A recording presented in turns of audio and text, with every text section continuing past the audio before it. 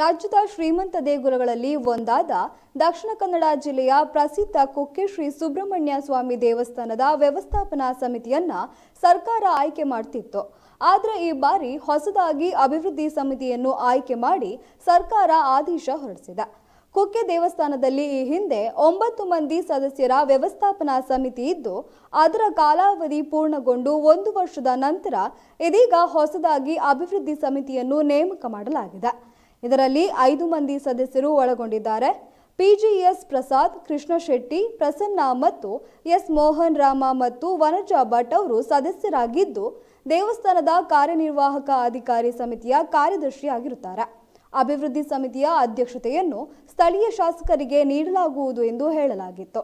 ಆದರೆ ಆದೇಶದಲ್ಲಿ ಶಾಸಕರ ಹೆಸರಿಲ್ಲದ ಕಾರಣ ಸಮಿತಿಯಲ್ಲಿರುವ ಎಸ್ ಮೋಹನ್ ರಾಮ ಅವರನ್ನು ಅಧ್ಯಕ್ಷರನ್ನಾಗಿ ನೇಮಿಸುವ ಸಾಧ್ಯತೆ ಇದ್ದು, ಇನ್ನು 3 ದಿನದೊಳಗೆ ಆಯ್ಕೆ ನಡೆಯಲಿದೆ.